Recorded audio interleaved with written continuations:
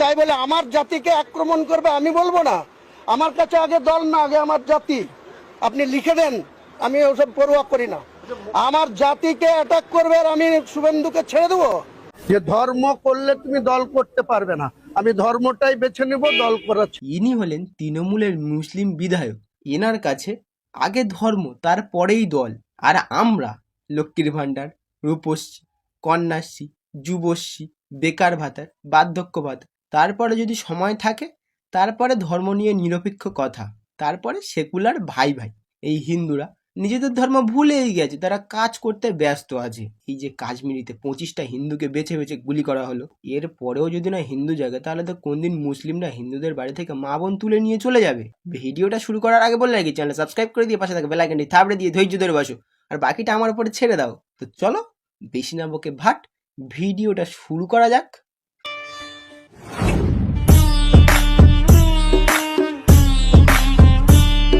আমার জাতিকে অ্যাটাক করবে আর আমি শুভেন্দুকে ছেড়ে দেবো?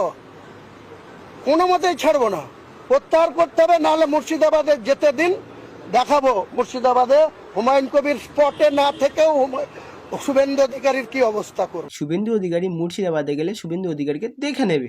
ভাই, পশ্চিমবঙ্গে 42টা লোকসভার মধ্যে এই হুমায়ুন কবির মুর্শিদাবাদটা কেন বেছে নিলেন? কারণ ওরা ওখানে 70%, আমরা 30%, আর বাকিটা বোঝার দায়িত্ব আপনার। আমি হুমায়ুন কবির একজন মুসলিম বিধায়ক হিসাবে চ্যালেঞ্জ করছি আপনাকে, আপনি 72 ঘন্টার মধ্যে এই কথা প্রত্যাহার না করলে এই 42 জন এমএলএ আপনাকেই বিধানসভার ভেতরে আপনার যে ঘর, সেই ঘরের বাইরে আপনাকে আমরা বুঝে নেব।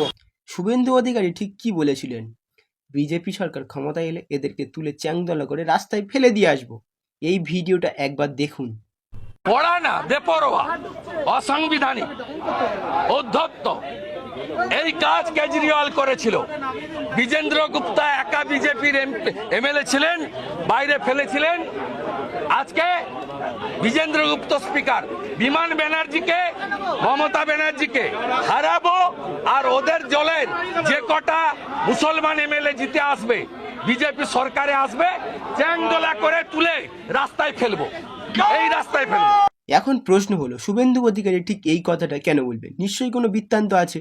আজ থেকে ঠিক 2015 সালে দিল্লির বিধানসভায় দ্বিজেন্দ্রলাল গুপ্তাকে চ্যাংদোলা করে তুলে রাস্তায় ফেলে দিয়েছিল।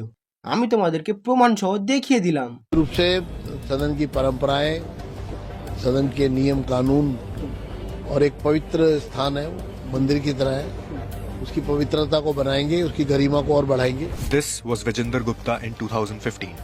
He was marshalled out of the Delhi. Kurta फाड़ दिया मेरे ऊपर, जिस तरह से मुझे अमानवीय तरीके से घेरा गया है, मैं जमीन में लेटा हुआ था, मेरे ऊपर लातें लगी है। তখন যখন দ্বিজেন্দ্রলাল গুপ্তাকে বাইরে চ্যাংদোলা করে তুলে ফেলে দিয়েছিল, তখন কোনো সমস্যা হয়নি। কিন্তু যখন শুভেন্দু অধিকারী এই কথাটা বললেন, তখন দেশে মহামারীর আকার নিয়ে নিয়েছে।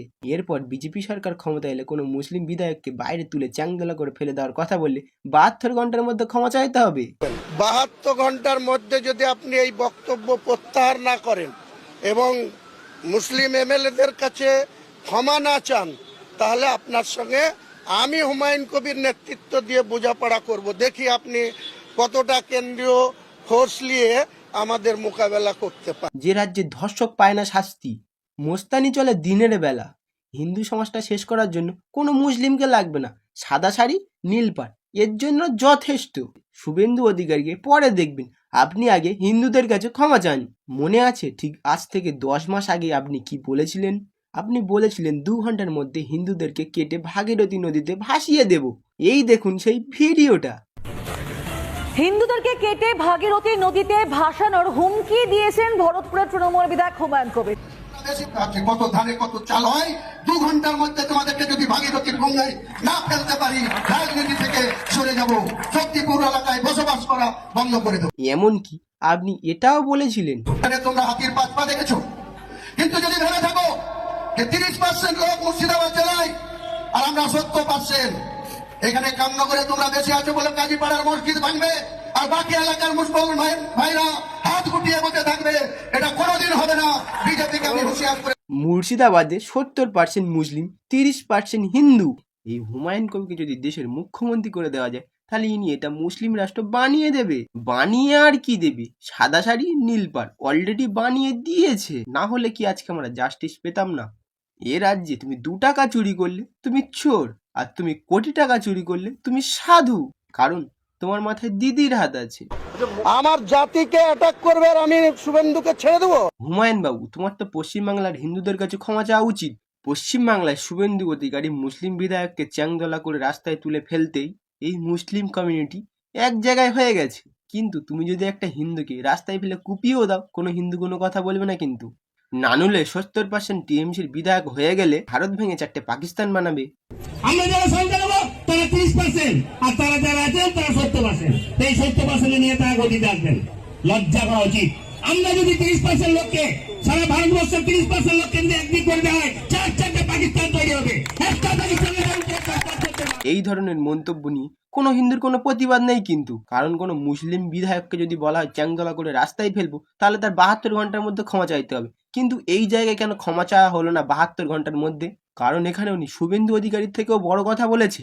কারণ আমরা হিন্দু মুসলিম ঐক্য চাই। দরকার হলে আরো রক্ত বইবে আমাদের শরীর থেকে, কিন্তু হিন্দু মুসলমানের ঐক্য এই ভারতবর্ষের বুকে থাকবে। সেই ঐক্যকে নষ্ট করতে দেব না। এই সব নেতাদের কাছ থেকে একটু সাবধানে থাকবেন। এরপরে এবার আসি পশ্চিমবঙ্গের সব থেকে ধর্মনিরপেক্ষ নেতা, তৃণমূলের নেতা দেবাংশু ভট্টাচার্যর কাছে। দেবাংশু ভট্টাচার্য তার ফেসবুক পেজে চ্যাম্পিয়ন ট্রফির একটা ভিডিও শেয়ার করেছে।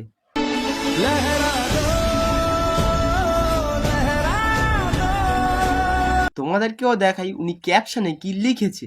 ভাবতেও খারাপ লাগছে এটা শেয়ার করতে হচ্ছে। চ্যাম্পিয়ন ট্রফি জিতে যাওয়ার পর অনেক ভারতীয়রা উল্লাস করেছে, ভারতের জাতীয় পতাকা ওপরে রেখেছে। সত্যি এটা ভালো লাগছে।